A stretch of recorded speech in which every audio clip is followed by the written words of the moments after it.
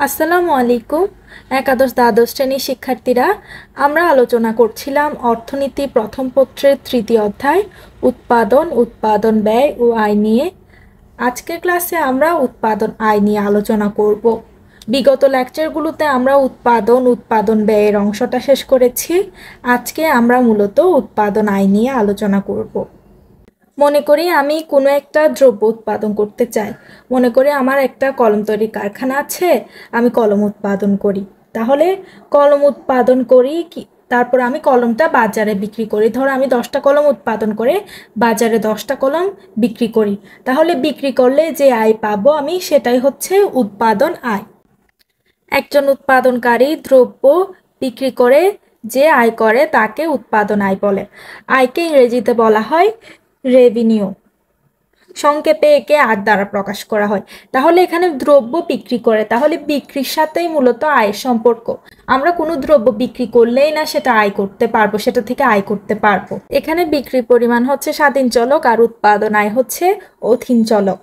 আয়ের সাথে বিক্রির পরিমাণের নির্ভরশীলতা সম্পর্কের গাণিতিক প্রকাশকে আয় অপেক্ষক বলে। এখানে আয় হচ্ছে অধীন চলক, বিক্রির পরিমাণ স্বাধীন চলক, তাহলে একটার সাথে অপরটার নির্ভরশীলতা সম্পর্কই হচ্ছে আয় অপেক্ষক। বিক্রির পরিমাণ বাড়লে আয় বাড়ে, বিক্রির পরিমাণ কমলে আয় কমে। মনে করি আমি 10টা কলম উৎপাদন করি, 10টা কলম উৎপাদন করে আমি 100 টাকায় বিক্রি করি। তাহলে বিক্রির পরিমাণটা আমি বাড়ালে 20টা কলম উৎপাদন করে 200 টাকা যদি বিক্রি করি, তাহলে আমার আয়টা বাড়বে। আবার সেমভাবে আমি যদি 5টা কলম উৎপাদন করি, 50 টাকা আয় করি, 5টা কলম উৎপাদন করে বিক্রি করে, তাহলে তখন আমার কি হবে, আয়টা কমে যাবে। মানে বিক্রির পরিমাণ কমলে আয় কমে, বিক্রির পরিমাণ বাড়লে আয় বাড়ে। অর্থাৎ আয়ের সাথে বিক্রির পরিমাণের সরাসরি সম্পর্ক বিদ্যমান। একটা বাড়ছে অপরটাও বাড়ছে, তাহলে দুটোটা বাড়ছে, সরাসরি সম্পর্ক বিদ্যমান। এখন আমরা যে আয়ের সাথে বিক্রির পরিমাণের নির্ভরশীলতা সম্পর্কে গাণিতিক প্রকাশকে আয় অপেক্ষক বলছি। অপেক্ষক জিনিসটা কিভাবে লিখে? অপেক্ষক এখানে লিখব আর সমান ফাংশন অফ কিউ। এটা হচ্ছে আয় অপেক্ষক। এই অপেক্ষকটা লেখার একটা নিয়ম আছে। এখানে স্বাধীন চলক থাকবে ফাংশনের পাশে, কিউটা স্বাধীন চলক, বিক্রির পরিমাণ, সেজন্য এটি কোন পাশে রয়েছে, ডান পাশে রয়েছে। আর আর হচ্ছে অধীন চলক, তাই এটি বাম পাশে রয়েছে। তাহলে আমরা এখানে আর এর একটা সূত্র আছে। আয় কিভাবে নির্ণয় করব, এটার একটা সূত্র আছে। আয় নির্ণয়ের সূত্র হচ্ছে আর সমান পি ইন্টু কিউ। মানে আমরা যদি দামকে যদি আমরা বিক্রির পরিমাণ দ্বারা গুণ করি, তাহলে আমরা কি পাবো, আয় পাবো। দামকে বিক্রির পরিমাণ দ্বারা গুণ করলে আমরা আয় পাবো। এই যে দ্রব্য উৎপাদন, বিক্রি, আয়, এগুলা কোথায় হয়? এগুলো সাধারণত একটা বাজারে হয়। বাজারে হচ্ছে আমরা দ্রব্য চাহিদা যোগানের পারস্পরিক ক্রিয়া প্রতিক্রিয়া এবং দর কষাকষির মাধ্যমে ক্রয় করি। তাহলে দ্রব্যটা বিক্রি হয় কই? বাজারে। তাই আমাদেরকে বাজার সম্পর্কে জানতে হবে উৎপাদন আয় পড়তে হলে। সাধারণত বাজার বলতে আমরা কি বুঝি? কোনো একটা স্থানকে বুঝি যেখানে গিয়ে আমরা দ্রব্য বা পণ্য ক্রয় বিক্রয় করি, সেটাই হচ্ছে আমাদের জন্য বাজার। আমি এখানে আগে থেকে লিখে রেখেছি, সাধারণ ভাষায় বাজার বলতে কোনো স্থানকে বোঝায়, কিন্তু অর্থনীতিতে কোনো পণ্য যা কেনা বেচা হয়, চাহিদা যোগানের মাধ্যমে, দর কষাকষির মাধ্যমে নির্ধারিত দামে ক্রয় বিক্রয় হয়, তাকে বাজার বলে। মনে করি বাজারে আমি গিয়েছি আপেল কিনতে, তাহলে আপেল আমি 1 কেজি কিনবো 100 টাকা দিয়ে, মনে করি আর কি।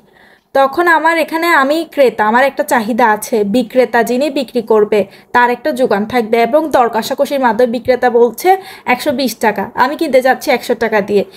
এরপর হচ্ছে একটা দর কষাকষির মাধ্যমে 100 টাকা দিয়ে আমি পণ্যটি ক্রয় করে ফেলেছি, তাহলে তখনই হচ্ছে বাজার।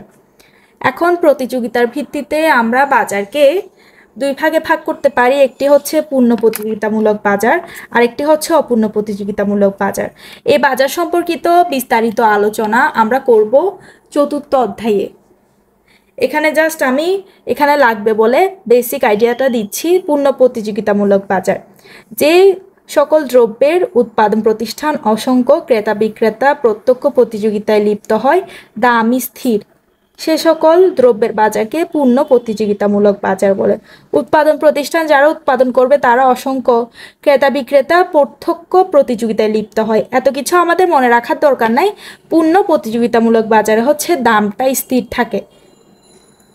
অপূর্ণ প্রতিযোগিতামূলক বাজার, যে সকল দ্রব্যের উৎপাদন প্রতিষ্ঠান কম সংখ্যক ক্রেতা বিক্রেতা অসম প্রতিযোগিতার ভিত্তিতে দ্রব্য ক্রয় বিক্রয় করে, দাম পরিবর্তনশীল, তাকে অপূর্ণ প্রতিযোগিতামূলক বাজার বলে।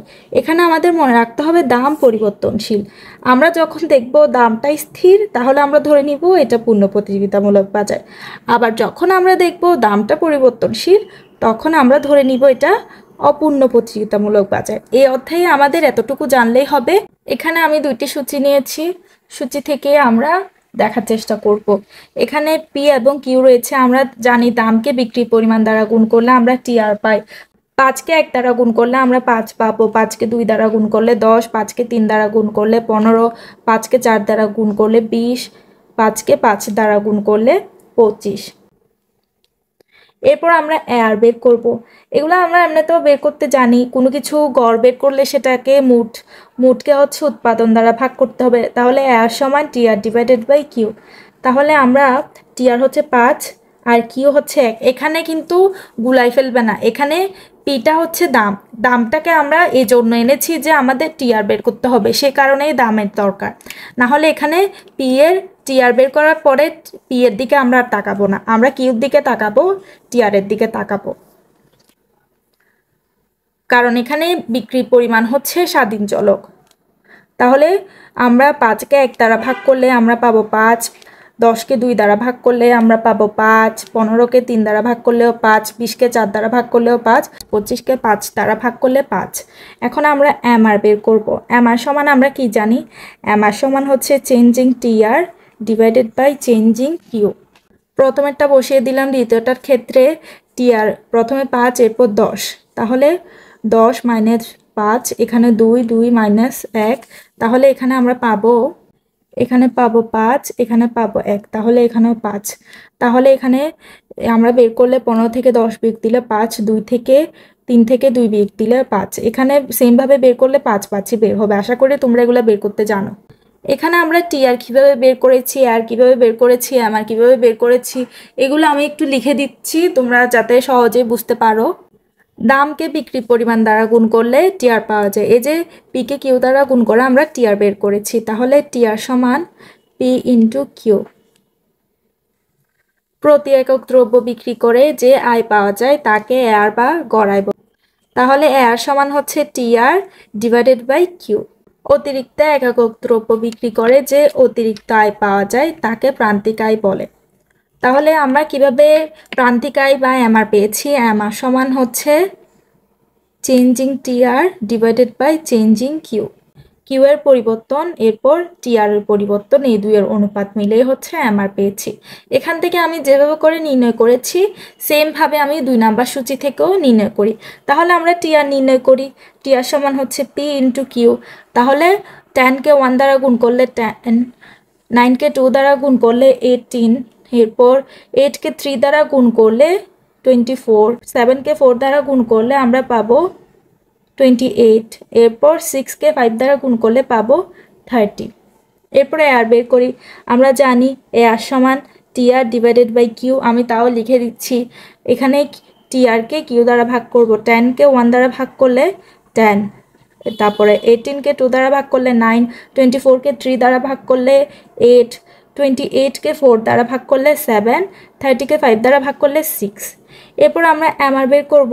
এমআর সমান কি? Changing TR divided by changing Q. তাহলে প্রথমেরটা সেম থাকবে।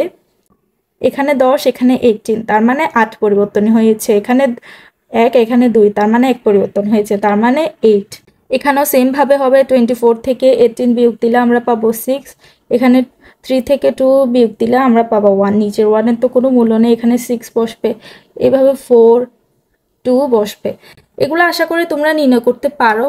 আমার দ্বিতীয় অধ্যায়ের লেকচার, তৃতীয় অধ্যায়ের লেকচার, এগুলাতে আমি টিআর, এয়ার, এমআর, মোট, গড়, প্রান্তিক কিভাবে নির্ণয় করে সব কিছু দেখিয়েছি।